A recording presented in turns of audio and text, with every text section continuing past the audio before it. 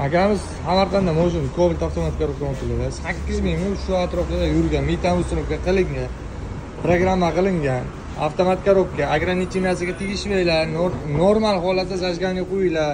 Undan ziyodi 1.5 motorlarni 2.2 motor qilib qo'ymaydi, zajganiyni me'yordan ortiq qo'ysalaring deganman. Korobkani motordan ishlab chiqarasizlar desam, prosta bu narsa ko'pchilikga xuddi bir men o'zim tovarimni o'tkazish maqsadida aytiladigan gapdek tuyulib qolyapti. Hozirgi akamizda ham mana programma qilingandan keyin ограничениyalar olingan. Aytdikda.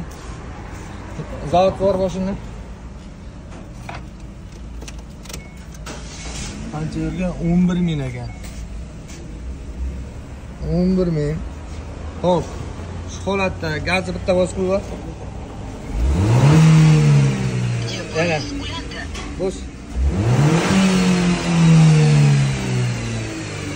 Ограничениyalar olingan, ko'rib turibsizlar-a? Endi qaranglar, motorda ishlashi. Motorda ishlashini qanday ko'rsatib berayapsan-da?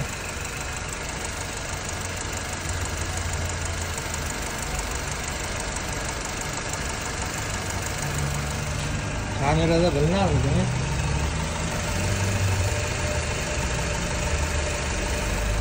Kamerada bilinibdi-mi, yo'qmi, unaqa bilmayapman-ku. Lekin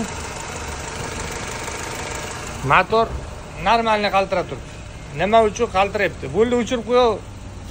Nima uchun qaltirayapti? Sababi zajgani o'zini me'yordan ortiq qo'yilganligi uchun o'zi motorni qaltiratishni boshlaydi. Bu zajganida ham me'yorga qo'yamiz, ограничениyalar 3,5 mingdan o'tmaydigan qilib qo'yamiz, ограничениyalarni joyga qo'yib, normal holatda programma qilamiz, ana shu holatda ham programmada rezultat ko'radilar. Me'yordan ortiq qo'rilsa, naborot rezultat ko'rish o'rniga minus tomoni ko'payib ketadi. Xo'p, ularni to'g'rilab beramiz.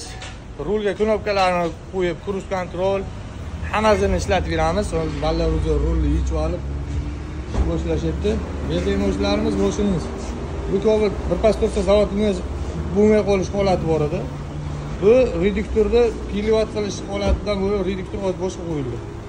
Ya'ni mashina uchiq turganda ham gaz borib turaveradi. Birinchi benzinda zapusk bo'ladigan paytiga gaz ham aralashib, pilovat bo'lgandan keyin, gaz ham aralashgandan keyin zavod bo'lishi og'irlashgan. Shuning uchun hozir bitta reduktor qo'yildi, masala hal bo'ldi. Bu yerdagi Cobaltimiz esa bunda haydab kelib to'xtaganda o'chib qolish holati, avtomatik korobka bunda. Haydab kelib to'xtagan paytiga o'chib qolish holati, mana bu farsuka gaz berilmaganligi uchun haydab kelib to'xtaganda o'chib qolish holati bor edi. Undan oldingi holatda mana farsuka turganda bu ishlatish qo'ygan yaxshi gazni bera olmayotdi. Bir ko'p berib, bir kam berayotdi gazni. O'shaning uchun o'chib qolish holati, rasxod ko'p bo'lish holati bor edi. Hozir buni boshqa farsuka qo'ydik, gazni bitta regulirovka qilsa shu bilan tugaydi. Shunaqa xizmatlar bo'yicha o'zimizga passiv nomerlar telefon qilaverasizlar.